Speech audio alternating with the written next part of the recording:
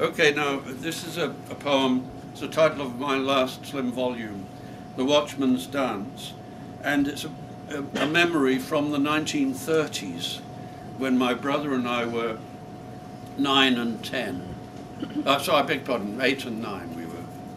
And we were by then living with an auntie who had a lodger, and this lodger was the watchman or night watchman.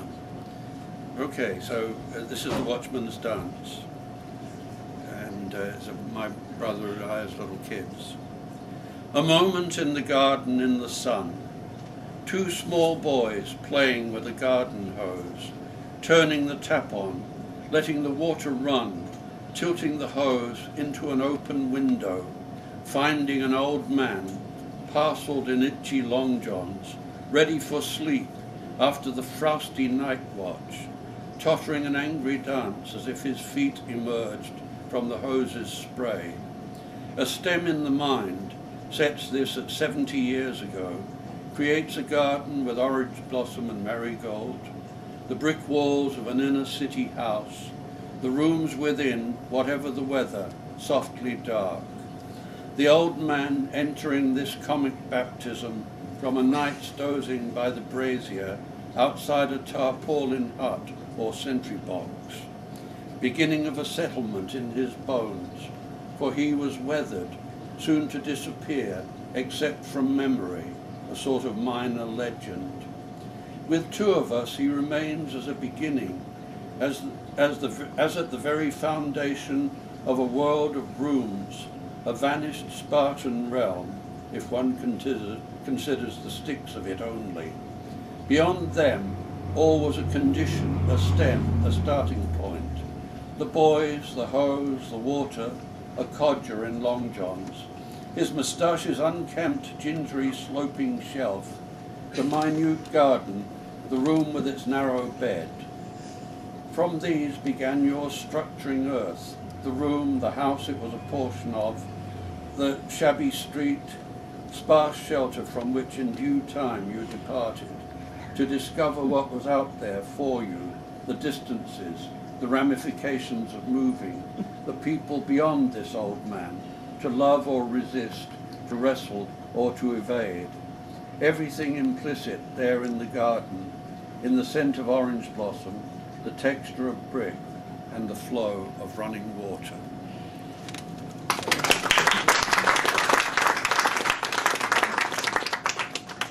Okay, and last, this is a poem called Paint Job, and it might quite as easily be called Snow Job, as you'll see. It's to do with the fact that when I talked with Dirk and Doug here at UVic for a good many years, perhaps too many, and I was in a building where when I stepped outside my office, the either end of the corridor there was this open plate glass views, and one of them on a good day was of Mount Baker, you see. Anyway, when the poem opens, some painters are in the corridor working on the walls. Snowing into the opening of the crocus, in the pale corridor, the white overalled painters risked their rollers in silent accord, easy skiers, quick to rival the scene beyond the window.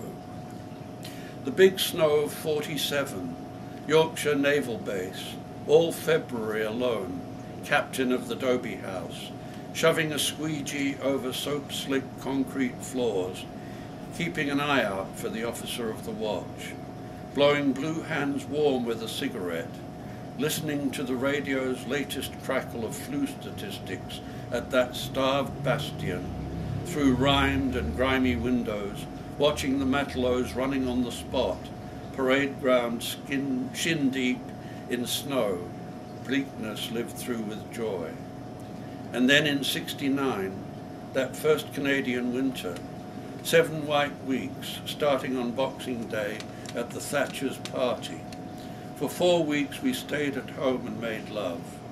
It's snowing again, but the joy of the squeegee swishing muddy puddles and the sweet mulled wine of winter kisses belong to two pasts.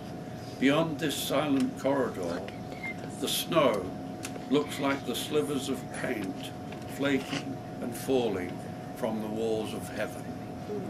Thank you.